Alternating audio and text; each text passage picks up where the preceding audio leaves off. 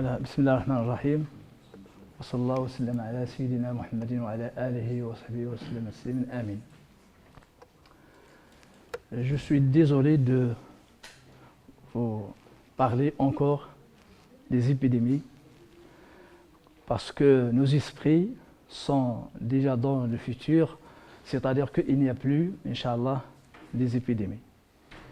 Mais c'est toujours intéressant d'en parler.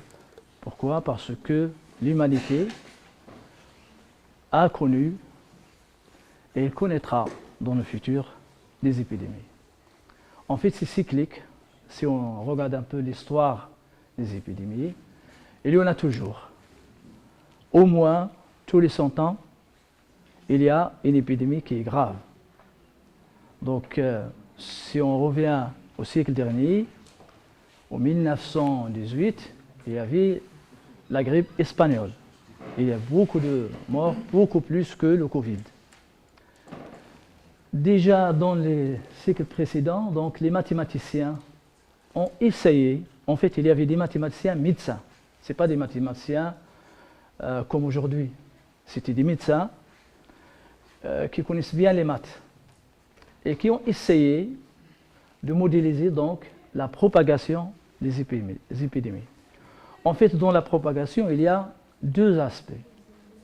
Il y a l'aspect propagation comme équation de transport, c'est-à-dire comme le Covid, il y a une propagation à travers de l'air. Et donc là, la modélisation se fait par une équation de transport. Exactement comme toutes les particules, particules électriques ou autres. Donc ce sont presque les mêmes équations. Et il y a l'incubation. C'est-à-dire qu'il y a l'incubation, c'est-à-dire quoi? C'est-à-dire que la reproduction de cette épidémie-là, qui se traduit par des équations différentielles. Donc finalement, au total, on aura soit une modélisation par les équations aux dérivées partielles, dans le cas où on prend en considération le transport et la diffusion, et il y aura aussi une modélisation par des équations différentielles. Donc il y avait une interférence entre les ondes. C'est exactement la même situation que les choses qu'on va discuter. Il y a interférence, il y a contact, il y a donc contamination. C'est exactement la même chose. Que ce soit par les méthodes de transport, que ce soit par regarder le développement du virus. Comment il se développe? Quelle est son équation? Et pourquoi, justement? Parce que, alors, je commence ici, les questions qui sont proposées, donc une fois on a la situation, on est dans la situation, quelles sont les mesures à entreprendre? Et ces mesures sont-ils efficaces? D'après le vécu, malheureusement. Donc il y a plusieurs mesures qui sont possibles. Donc le fait de ne pas se saluer, on ne se touche pas. Le fait de ne pas toucher les affaires des autres, et donc désinfecter les mains, et aussi le fait de contacter les gens, sans les toucher. Ça, c'est le transport de ce virus-là. C'est pour cela qu'il y a deux mesures de sécurité. Donc il y a ce qu'on appelle donc désinfecter les outils, ne pas se saluer, etc. Il y a aussi le confinement. Et alors le confinement, on verra par la suite, il se modélise par quoi exactement? Il va se modéliser par un flux qu'on va ajuster à être égal à 0. C'est-à-dire que je ne permets pas qu'un flux rentre ou sort. Pour les matheux, ça c'était une condition de Neumann. La condition de Neumann, il modélise exactement une certaine dérivée normale. Dérivée normale, c'est le gradient multiplié par la normale.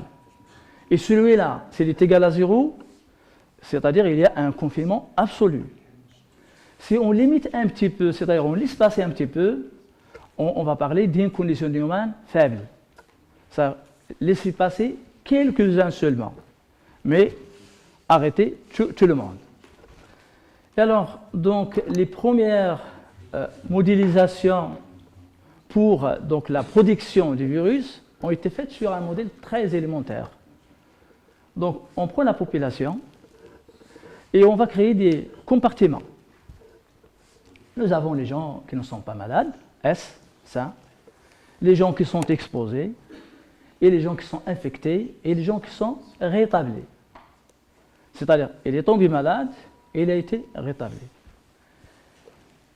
Nous avons aussi une autre situation. La situation que on a les sains, les exposés, les infectés, les rétablis, et il y a aussi l'intervention de la vaccination. C'est-à-dire les gens vaccinés par exemple, donc un sain qui est vacciné, il pourra être, donc, supposons qu'il avait par exemple, donc il est directement comptabilisé par les gens qui sont rétablis. Donc il n'y a pas de passage entre le S et le E. Mais l'expérience a montré que c'est faux. C'est-à-dire les vaccins actuels ne permettent pas cette situation-là. Donc cette modélisation, il faut la changer. C'est-à-dire que à partir du S, il y a une proportion qui part directement vers le R, et il y a aussi une proportion qui va suivre le circuit normal. D'accord? Il y a normalement, cette modélisation-là, il ne restera, et il ne va pas rester donc valable. Parce que ça est vacciné, il pourra retomber malade. Ou bien, et il n'atteint pas la maladie. Donc, ces modèles-là, il y en a plein. Il y en a beaucoup. Mais ce sont des modèles qui donnent un système différentiel. Une équation différentielle ordinaire. Pour les matheux qui sont là, la résolution d'une équation différentielle dans le cas où le second membre qui est non linéaire, d'ailleurs on verra, il sera donc lipschitzienne, etc. Donc ça ne pose pas de problème. Il y a existence, unicité de la solution, on pourra même étudier l'analyse asymptotique, tout ce qu'on veut. On pourra faire une analyse exhaustive. D'accord? Mais le problème n'est pas là. Nous avons un système différentiel, mais par contre celui-là, il contiendra des paramètres qui ne sont pas accessibles à la mesure. Là, il y a un problème. Parce que si vous avez, je parle aux étudiants, une équation quelconque qui contient des paramètres, si vous arrivez à donner des paramètres, donc vous résolvez votre problème. Vous pouvez prendre ax carré plus bx plus c égale à 0. Si vous connaissez a, b, c, donc vous pouvez donc entamer une résolution. Mais si vous ne connaissez pas ni a, ni b, ni c, il faut passer à des phénomènes d'interpolation pour recouvrir d'abord le a, le b et le c, ensuite résoudre. C'est encore plus compliqué pour les équations aux dérivées partielles ou bien pour les équations différentielles. Donc il y a aussi l'approche de la réaction diffusion. La réaction diffusion, c'est automatique parce que, comme on le connaît bien, donc il y a une diffusion dans l'espace, d'accord? Prenons la région de Casablanca. Si jamais il y a quelques gens qui sont contaminés, on risque d'avoir toute la région, donc le nombre de contaminés augmente. Mais ça, c'est une diffusion dans l'espace. Ce n'est pas une propagation dans le temps. Dans le temps, c'est autre chose. Et donc, c'est pour ça qu'on va appeler des équations de réaction-diffusion. Malheureusement, ils sont non linéaires, et la non-linéarité ne permettra pas de résoudre par les équations différentielles classiques qu'on connaît bien. Et donc, cette situation-là rend complexe la résolution de notre système différentiel, ou bien équation de dérivée partielle. Il y a aussi une autre approche qui dit que la contamination actuelle, elle a un vécu, elle a de l'histoire. Donc il faut prendre en considération toute l'histoire depuis 2000, depuis mars 2000 jusqu'à présent. Il y a tout le cumul, donc ce sont des modèles avec mémoire, et là ce sont des équations avec ces équations intégro-différentielles en général. Dans tout ça, il y a aussi, ce sont des approches déterministes, mais il y a une approche qui est stochastique. Pourquoi stochastique? Parce que finalement, ce sont des phénomènes aléatoires.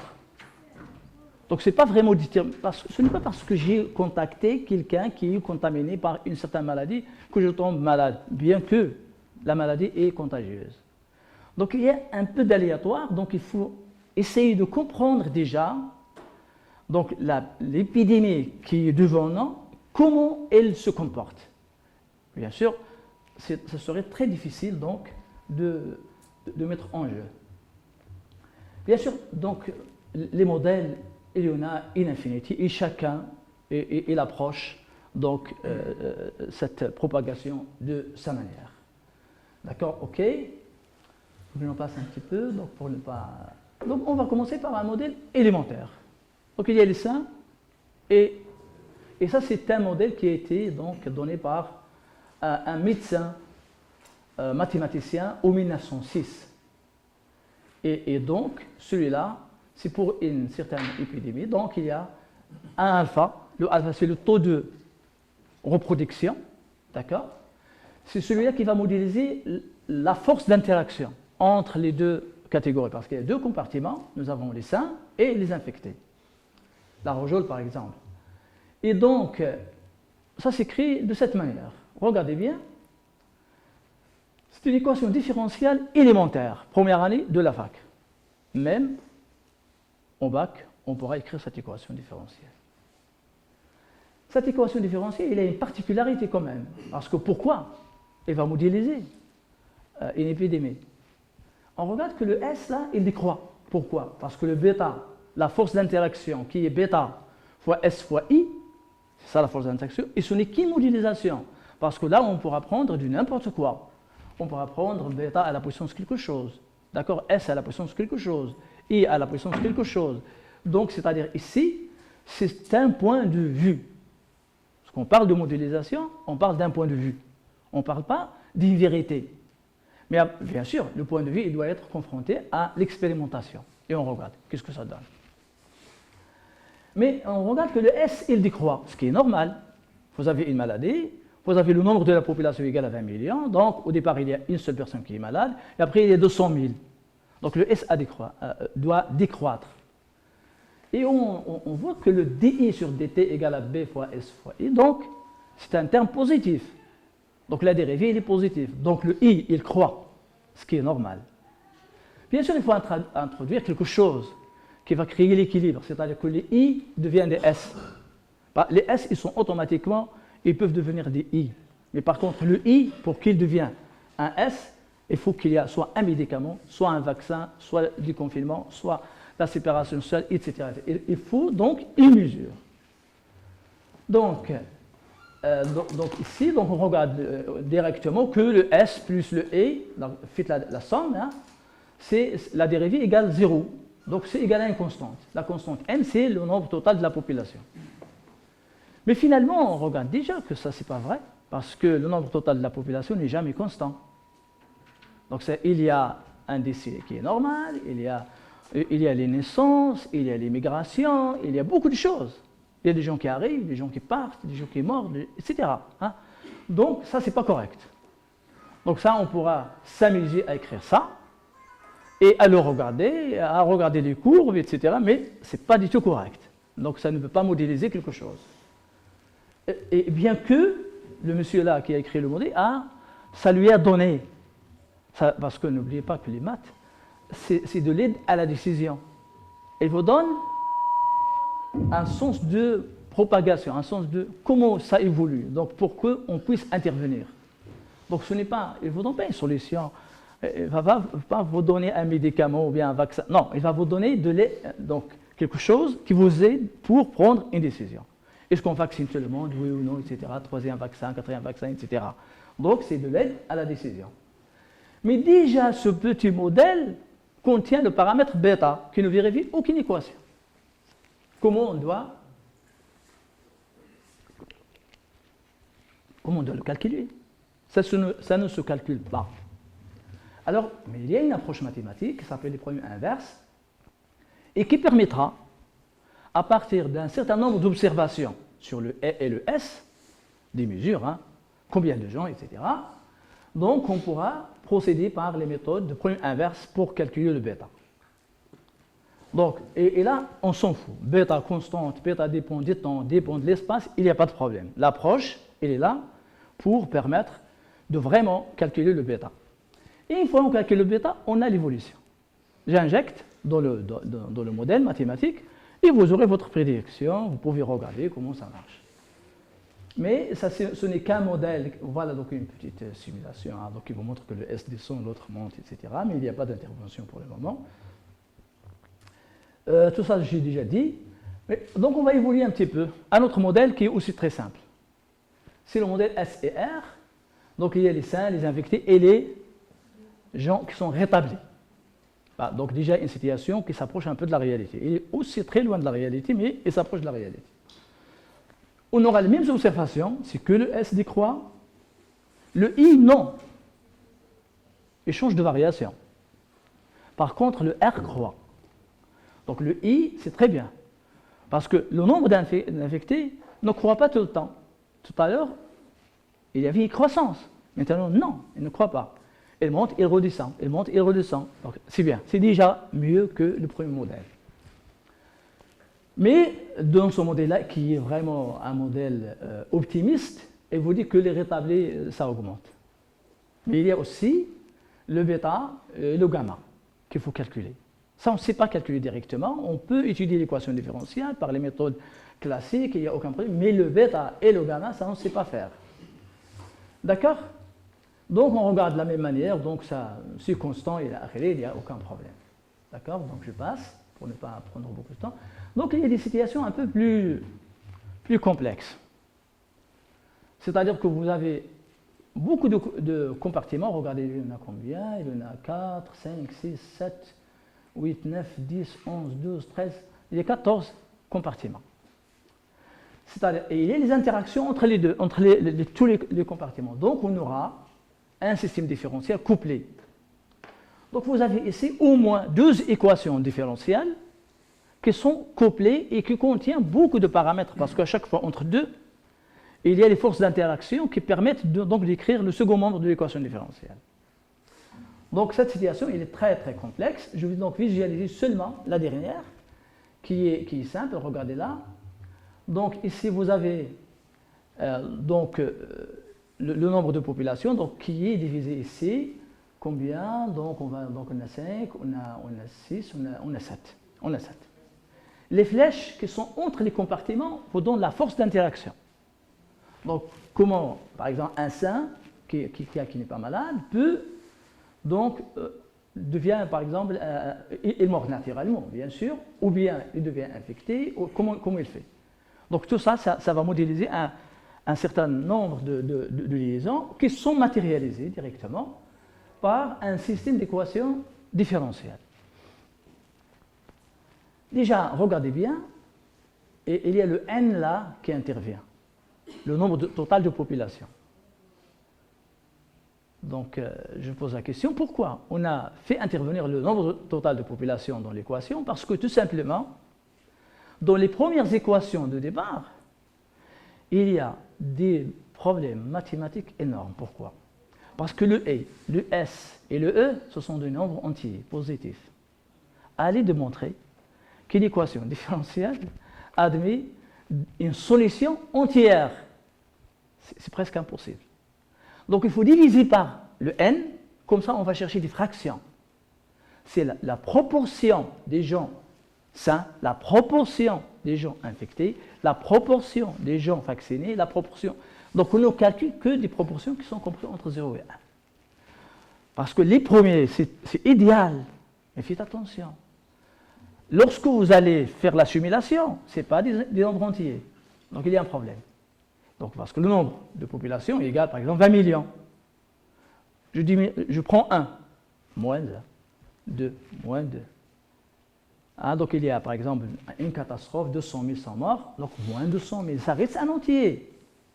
Mais pour l'équation différentielle, il n'a pas les moyens pour dire que voilà une solution entière. C'est impossible. Déjà, ça va être une solution discontinue. Or, nous sommes en train de dériver. Sinon, il faut donner un sens à ce truc-là, mathématiquement parlant. Comme les distributions. Au lieu de parler de dérivation au sens classique des termes, il faut parler des formes différentielles, pas des différentiels. Donc, il faut parler des formes différentielles.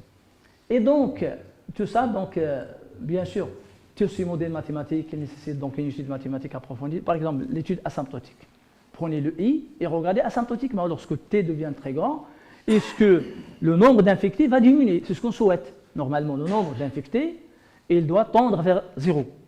Et le nombre de sains doit tendre vers la population normale. Et donc, il y a des asymptotiques là à faire. Donc, il y a un problème de chercher les paramètres.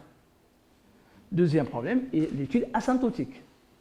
Donc, parce que ce que je souhaite, moi, c'est que pour un temps assez large, de 2000 jusqu'à 2021, normalement, je devrais avoir le nombre total de population, donc, et ça. Et il n'y a pas de maladie. Il n'y a pas la maladie. Donc, etc. Il y a beaucoup de choses qu'on pourra regarder. Il y a les attracteurs, il y a beaucoup de choses. Donc, vous pouvez avoir donc, une zone là où, vraiment, vous ne pouvez pas extinguer donc, la maladie. La maladie, il est là, donc c'est bon, c'est trop tard. Donc, une petite simulation ici pour le S et R. Donc, bon, c'est facile pour les...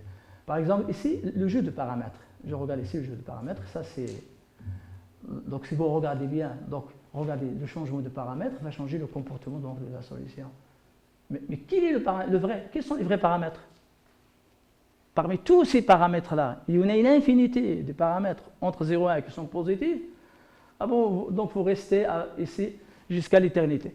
Bon, à chaque fois que vous changez, vous avez un comportement. Mais quel est le paramètre? Quels sont les paramètres exacts pour une situation donnée de la région de Casablanca, par exemple, qui vont nous permettre de donner une situation?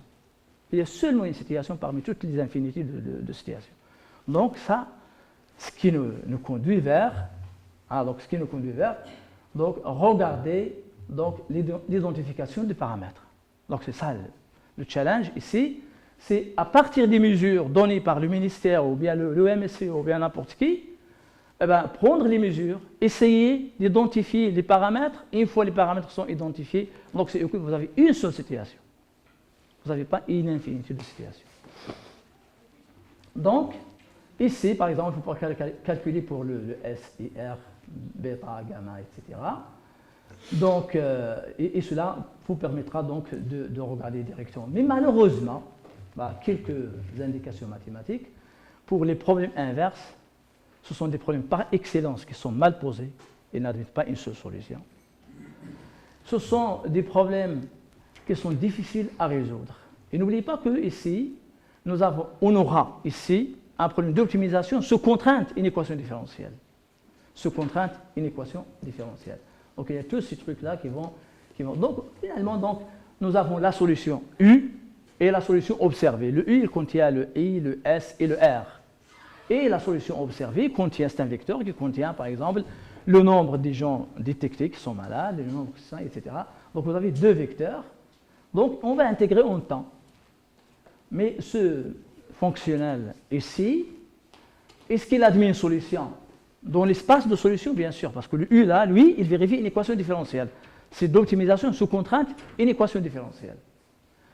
Et donc, à partir de là, donc, pour nous, ce que nous avons fait, donc, c'est ATV là, donc, parce qu'on travaille sur cette partie avec le professeur ATV. Et donc, qu'est-ce qu'on fait? Donc, on adopte donc, une méthode de régularisation, de cette fonctionnelle, donc pour qu'il des gens Tikhonov, pour qu'il n'y ait pas de problème d'implémentation numérique. Et on adopte une méthode de descente qui est basée sur le gradient ou bien le gradient conjugué. Mais tout ça, ça ne donne pas de très bons résultats. On avait pensé à utiliser soit des machine learning, ou bien tout simplement on commence par des algorithmes génétiques. Avec les algorithmes génétiques, ça donne aussi un petit résultat qui n'est pas tout à fait satisfaisant. Et après, il y a l'idée de combiner les deux, et une méthode de descente avec des algorithmes génétiques. Et ça donne des très très bons résultats. Donc, c'est-à-dire, finalement, on arrive à des... Donc, je passe ça sur... Ça, c'est des paroles. Donc, si on regarde bien, donc, si on adopte une méthode qui est hybride, qui utilise à la fois une méthode de descente et l'algorithme génétique, à ce moment-là, donc, on regarde l'observer avec la solution exacte. Donc, on arrive à identifier correctement les paramètres et à trouver exactement l'évolution normale donc, de la solution. Bien sûr, donc, on a tout ça, donc, pour ne pas trop. Donc, ça, c'est une discussion autour de. Ah, donc il y a le fameux le R0. Ben, donc, est-ce qu'on ne pourra pas tout simplement calculer à partir d'une expérimentation le R0? Ah, donc, c'est le facteur de reproduction. Et s'il est inférieur à 1 strictement, donc on est bien. S'il est supérieur à 1, ça va très mal. Il faut donc renforcer les mesures de sécurité. Mais malheureusement, ce paramètre-là, lui, il dépend des deux paramètres d'en haut. Donc il faut tout d'abord identifier les paramètres à partir des mesures observées, ensuite calculer le R0. Ensuite calculer le R0. Une fois on le calcule, donc on aura une petite décision. Jawad, il me demande d'accélérer. Donc, bon, toutes ces remarques-là, donc, pour la discussion, donc, les étudiants. Là. Donc, il y a aussi des approches ou des pistes, équations ou dérivées partielles. Donc, qu'est-ce qu'on fait? On introduit seulement un opérateur de diffusion. Et donc, la non-linéarité du second membre, la non-linéarité pour le S et R, ça devient tout simplement un second membre non linéaire. Et donc, on pourrait écrire, donc, notre système, par exemple, en dimension 1, par exemple, regardez bien, vous avez la dérivée par rapport à x carré, par la dérivée seconde de la solution. C'est-à-dire que le S, lui, il dépend du temps, mais il dépend aussi de l'espace. Bien sûr, Stade, c'est pas Casa, c'est pas Rabat, c'est pas Paris, c'est pas Hong Kong. Donc chaque région a ses particularités. Chaque région, l'épidémie se propage d'une manière précise dans chaque région. Parfois, c'est culturel. On socialise tout le temps. On ne prend pas de mesures de sécurité, etc. Donc, c'est pour cela que nous avons donc introduit le D1, D2, D3, D4 comme des paramètres de diffusion dans l'espace. Et ça, c'est un modèle simpliste. Donc, on pourra aussi donc, considérer un problème en dimension supérieure. C'est-à-dire que l'espace, ce n'est pas seulement une seule dimension. Et à ce moment-là, vous aurez un Laplacien, c'est un opérateur de diffusion, et tout ce qui est les forces d'interaction, et se sont reléguées au second membre, et ça devient donc un système différentiel non linéaire. Et ce modèle-là, c'est un modèle de confinement. Regardez, il n'y a pas de flux. Le flux, il est là, gradient de I fois la normale égale 0, tout ça, donc c'est un confinement total. C'est ça la modélisation d'un confinement total. Donc après, il y a, donc là je passe sur les figures parce que j'ai pris beaucoup de temps. Donc ensuite nous avons pensé à une autre modélisation, c'est que, en fait il n'y a pas un Laplacien, il y a un coefficient de diffusion qui dépend de l'espace. Parce que tout à l'heure, le coefficient de diffusion, c'est une constante positive, il ne dépend pas de l'espace, donc c'est ok, ça marche. Mais là, si on prend la considération à ce que ce modèle il dépend de l'espace, on aura une divergence de A fois grade de U égale tout ce qui est non linéaire, là, c'est au second membre. Et nous avons une condition de Neumann, c'est la seconde équation, condition de Neumann non linéaire. LH non linéaire. Parce qu'on aura quoi? On aura la dérivée normale qui devra être soit égale à 0, soit elle augmente un petit peu, c'est le confinement. Donc je prends un G de U qui va être décroissant. Donc, non, qui va être croissant. Donc on a, s'il y a le I, si le I augmente, alors le G il est au maximum. Donc on ne laisse passer personne. Donc c'est la fermeture. Et si le I diminue, alors le G, lui, il prend une valeur maximale. C'est-à-dire que tout le monde passe. On ouvre les frontières et il n'y a pas de confinement. Donc ça, c'est une très belle modélisation de confinement. Et dans ce modèle-là, qui est déjà publié d'ailleurs, donc il vient d'être publié, ça fait un mois, donc déjà publié, donc il est accepté depuis longtemps, mais il est... Et donc on fait aussi un contrôle, il y a une région, là on ferme, et de l'autre on fait un contrôle. Donc quel est le contrôle qui permettra d'ajuster donc. Et là c'est tout un papier de 30 pages donc, pour ça. Donc le premier, la démonstration, c'est un travail avec ces Shahid, professeur Shahid Marrakech, donc c'est l'existence, l'unicité de la solution, etc. Et ce second-là, c'est normalement, il y a l'existence, l'unicité, etc., mais il y a aussi un aspect de contrôle optimal qui intervient sur le bord. Et donc, bien sûr, donc, si on veut écrire toutes les équations, donc on a ça. Donc, allez-y. Donc, voilà, donc, bon, donc ça, j'ai déjà dit, donc ce n'est pas la peine. Donc, situation générale, et je termine. Donc la situation générale, vous avez une question de recherche maintenant. Donc question de recherche, donc, il y a deux choses. Soit on fait de l'expérimentation, c'est des statistiques, etc., analyse de données, tout ce que vous voulez. Ou bien on passe directement vers la modélisation mathématique, ou bien on combine les deux. Il y a d'un côté tout ce qui est expérimental et de l'autre côté tout ce qui est modélisation mathématique et on fait adaptation de données, c'est-à-dire identification de données. Et ensuite, une fois c'est fait, bien sûr le modèle mathématique il mérite une analyse, etc., etc. Une fois c'est fait, donc ça marche à merveille et on pourra prédire l'évolution donc de l'épidémie, quelle que soit l'épidémie, parce que ça ce sont des principes généraux, hein. C'est les lois de conservation. Tout ça, on peut le placer sur le cadre de lois de conservation. Tout se conserve. Nous avons une partie qui va décéder, une partie qui va rester, une partie qui va, etc., etc. Donc, ce sont des lois de conservation.